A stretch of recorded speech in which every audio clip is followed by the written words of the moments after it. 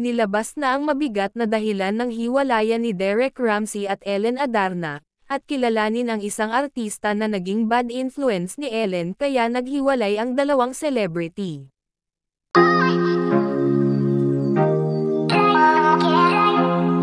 Ilang buwan nang hiwalay si Ellen Adarna at Derek Ramsey, pero hanggang ngayon ay hindi pa rin malaman ang tunay na dahilan ng kanilang hiwalayan.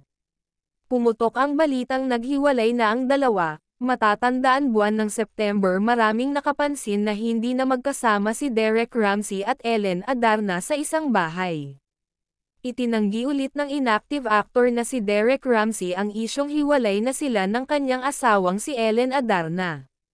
Sa Instagram story, sinagot niya ang isang blind item na nagsasuggest na naghiwalay na silang mag-asawa.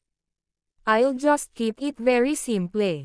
There's no truth to anything that was said. That's it guys, that's all I have," sabi niya.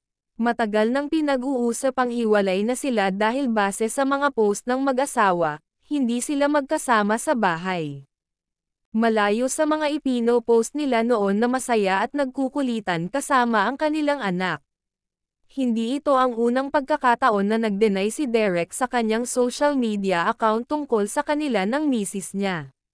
Ganun din si Ellen Adarna. Hanggang sa isang source ang nagsabi na dahil pala sa isang bahay na nagkakahalaga ng 500 million sa isang subdivision, na gustong ipabili ni Ellen kay Derek Ramsey, at sinabi din ng isang source na isang celebrity mommy ang laging kinukumbinsi itong si Ellen Adarna, para bilhin ang isang bahay ng ganun kamahal.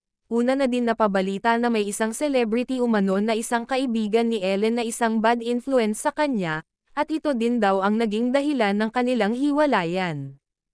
Kinikilala ang kaibigan ni Ellen na si Sarah Labate, kung saan, ay broker ito sa naturang subdivision at lagi nga niyang sinasabihan si Ellen na bilhin na ang naturang bahay. Hindi naman lingid sa karamihan na isang billionaire itong si Derek Ramsey, pero tinanggihan ni Derek ang naturang bahay para bilihin ng ganun kamahal. Kahit na may pera si Derek ay hindi ito binili ng ganon kamahal na bahay dahil may malaki naman itong bahay kung saan, sila nakatira ni Ellen at ang mga anak nito. At dahil nga ay hindi binili ni Derek ang naturang bahay nga ay lagi daw kinukulit itong si Ellen ni Sarah Labate, at para bang pini-pressure nito si Ellen, dahil nga ay billionaire itong si Derek ay bakit hindi kaya nito na makabili ng ganong bahay. At dahil nga ay hindi pumayag ang asawa ni Ellen na si Derek, ay hiniwalayan niya ito ng ganon-ganon na lang dahil lang sa isang kaibigan na bad influence sa kanya, at mukhang gusto talaga nitong si Sarah Labate, na mabili kaagad ang naturang bahay dahil milyon din naman ang kanyang makukuha kung sakali mabili ito ni Ellen at Derek. Hindi mo talaga masasabi na itong si Sarah Labate, ay magandang kaibigan kay Ellen, dahil kung totoo kang kaibigan hindi mo pini-pressure ang kaibigan mo sa isang bahay para lang sa sarili mong interes. Sa ngayon nga ay hiwalay na talaga ang dalawa, pero hindi maamin ng dalawang kampo dahil mahal pa naman nila ang isa't isa, at mukhang nadala lang siguro itong si Ellen ng kanyang pride.